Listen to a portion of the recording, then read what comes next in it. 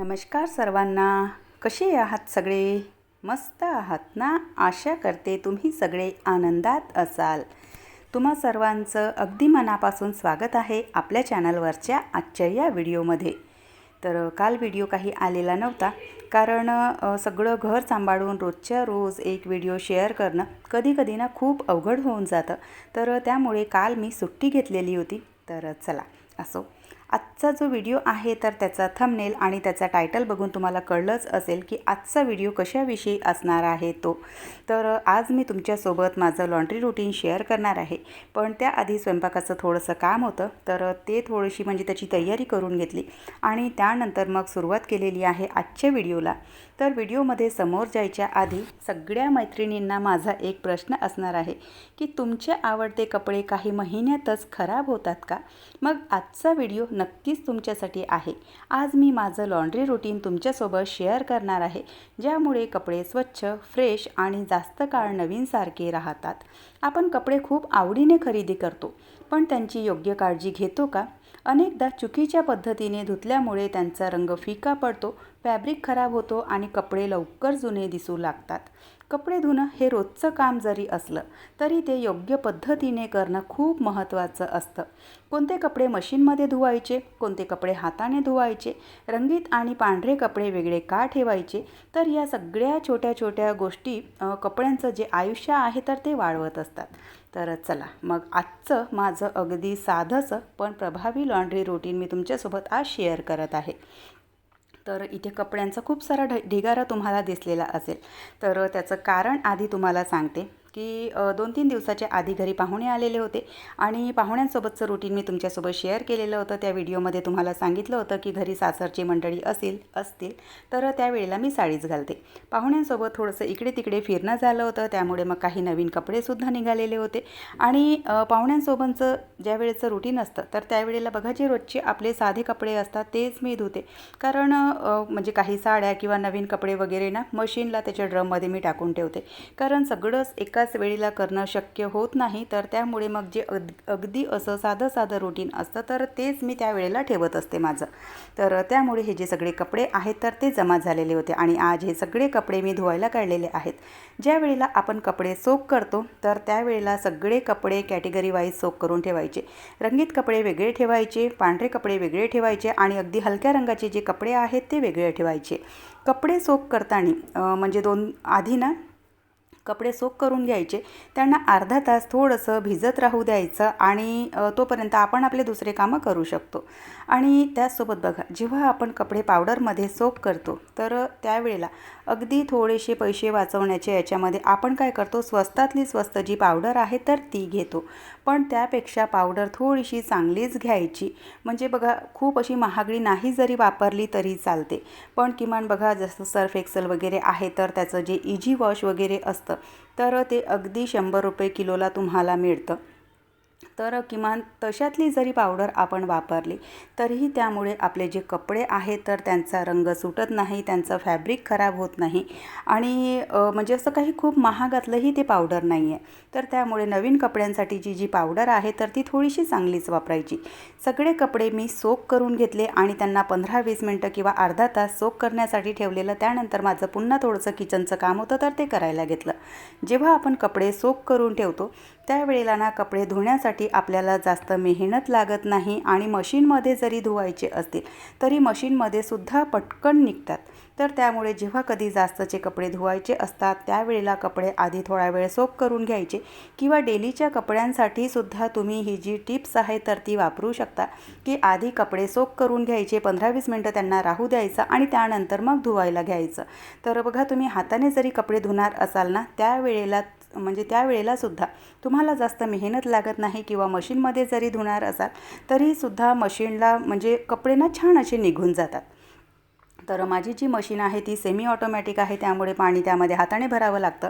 जे कपडे अगदी रफली धुतले जातात किंवा डेलीचे जे कपडे असतात ज्यांचा रंग एकामेकाला लागणार नाही किंवा मशीनमध्ये धुतल्यामुळे जे कपडे खराब होणार नाही तर अशातले कपडे मी मशीनला लावलेले. आणि जे माझे नवीन कपडे होते म्हणजे त्यामध्ये काही साड्या आहेत, वर्कवाले ड्रेस आहेत किंवा मग यांचे काही शर्ट वगैरे आहेत तर ते सगळे कपडे मी इथे हाताने धुवायला घेतले. कारण बघा कलरवाले कपडे किंवा नवीन कपडे किंवा वर्कवाले कपडे आपण मशीनमध्ये टाकतो, तर त्यावेळेला तुम्हालासुद्धा माहिती असेल की कपड्यांचा वर्क खराब होतो, त्यांचा फॅब्रिक खराब होतो आणि प्लस जे रंगीत कपडे आहेत तर त्यांचा रंग सगळ्या कपड्यांना लागतो आणि मशीनचे जे सगळे एकत्र धुतले जाणारे कपडे आहेत तर ते सगळे खराब होतात. तर त्यामुळे नेहमी प्रयत्न करायचा की जे कलरचे कपडे आहेत किंवा नवीन कपडे आहेत ते म्हणजे हाताने धुवून घ्यायचे. आणि जेही नवीन कपडे असतात त्यांना धुण्यासाठी खूप अशी काही मेहनत आपल्याला लागत नाही. अगदी आपण असे म्हणजे असे सोपकून जे कपडे धुतो अगदी हलक्या हाताने, तर तसे जरी आपण हे कपडे धुतले तरी ते स्वच्छ होऊन जातात. तर त्यामुळे माझे जे नवीन कपडे असतात किंवा माझ्या ज्या साड्या असतात यांचे नवीन कपडे असतात तर ते कपडे मी हातानेच धुवून घेते. पाण्याचा रंग बघून तुम्हाला कळलंच असेल की कपड्यांचा रंग किती लेवलचा सुटलेला आहे, कारण या कपड्यांचा हा फर्स्ट वॉश आहे. तर त्यामुळे पहिल्या वॉशमध्ये काही काही कपड्यांचा रंग सुटतो, पण तोच रंग जेव्हा दुसऱ्या कपड्यांना लागतो तर त्याचा रंग अजिबात निघत नाही. आणि मग त्यातले बघा तुमचे नवीन कपडे जरी असतील किंवा तुमचे आवडते कपडे जरी असतील आणि त्यांना थोडासा जरी रंग लागला की ते कपडे घालण्यासाठी आपल्याला नकोसे वाटतात. तर म्हणून मग आपले आवडते कपडे खराब होऊ नयेत, तर म्हणून मग थोडीशी मेहनत आपल्याला घ्यावीच लागते. पण आपली थोडीशी ही जी मेहनत आहे तर आपले आवडते कपडे किंवा नवीन कपडे किंवा महागडे कपडे खराब होण्यापासून मात्र नक्कीच वाचवते. तर माझे जेही ड्रेस होते तर ते मी सगळे हाताने इथे धुवून घेतले आणि त्यानंतर त्यांना सगळं असं पिळून घेतलं. सोबतच माझ्या काही साड्या होत्या तर त्या साड्यासुद्धा मी हातानेच वॉश करून घेते. आणि सगळे कपडे धुवून झालेले आहेत. काही बेडशीटासुद्धा होत्या आणि वर टेरेसवर आणून मी इथे कपडे सुकायला टाकले. लॉन्ड्री रुटीन तुमच्यासोबत आज मी माझं शेअर करणार आहे, पण निसर्गाने काही पाहिजे तेवढी साथ दिलेली नाही. सगळे कपडे मी इथे वर आणून टाकले आणि वातावरण तुम्ही बघू शकता की मी इथे कपडे आणून टाकले आणि अगदी 10 मिनिटातच मला सगळे कपडे खाली आणावे लागले. आणि बाहेर तुम्ही बघू शकत असाल हे वातावरण किती खराब झालेलं आणि किती पाऊस पडतो आहे. तर सगळे कपडे मी खाली आणले, कारण ओले जरी असले आणि पावसाच्या पाण्यामध्ये आपण जेव्हा कपडे ठेवतो तर त्या कपड्यांना वास लागतो. त्यामुळे पावसाच्या पाण्यामध्ये कधीही कपडे ओले होऊ द्यायचे नाहीत. तर सगळे कपडे जसे तसे ॲडजस्ट करून मी काही कपडे स्टँडवर घातले. काही कपडे इथे मागे बाल्कनीमध्ये दोऱ्या बांधलेल्या आहेत, वर शेड आहे त्यामुळे पाऊस काही आतमध्ये येत नाही, तिथे टाकले. आज माझ्या घरातले जेवढेही दारं होते तर ते सगळे दारं मला कमी पडले कपडे सुकवण्यासाठी. तर फायनली रात्रभर पंख्याच्या हव्यामध्ये हे जे कपडे आहेत तर ते सगळे सुकलेले, त्यांना सगळ्यांना मी घडी घालून घेतलं.